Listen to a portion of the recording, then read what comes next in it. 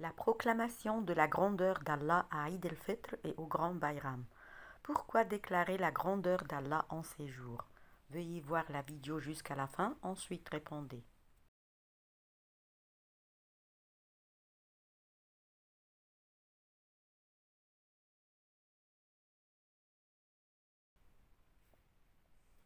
Les érudits sont d'accord que parmi les actes les plus aimés aux deux Eid est de proclamer la grandeur d'Allah et d'y invoquer son nom tout-puissant.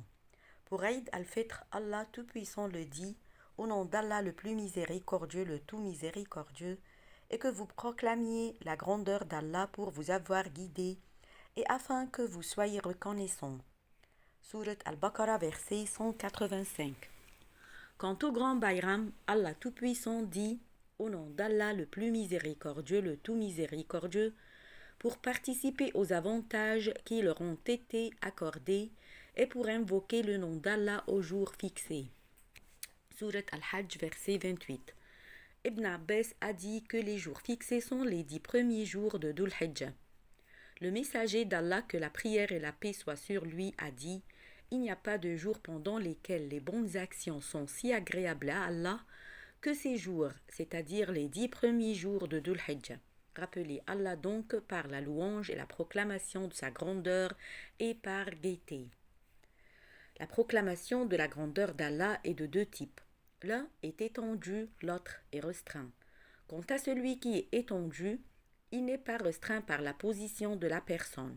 On peut la proclamer dans les maisons, les mosquées, les rues le soir et pendant la journée. Les érudits se sont mis d'accord que ce type est permis au grand Bayram. Malik al-Shafi'i et Ahmad ibn Hanbal l'ont d'eux-mêmes permis à Eid el-Fitr.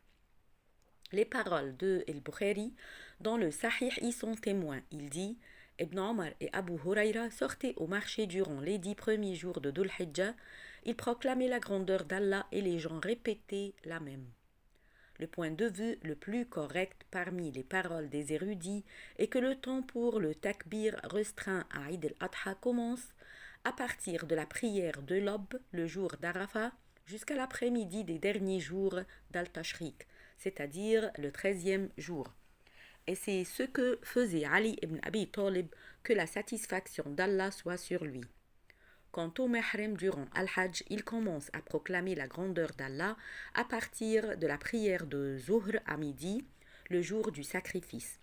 Proclamer la grandeur d'Allah qu'on appelle takbir aux deux Eid et de nombreuses formules populaires.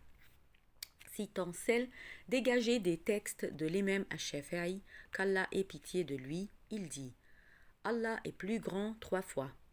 Il n'y a pas d'autre Allah à part lui. Et Allah est le plus grand.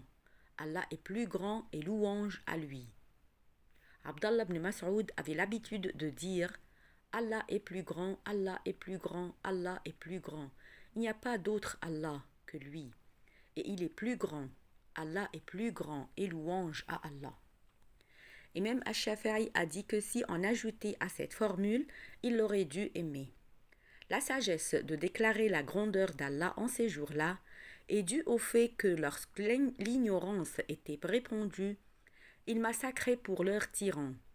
Alors, Allah a voulu que l'abattre lui soit attribué et que son nom le Tout-Puissant y soit nommé.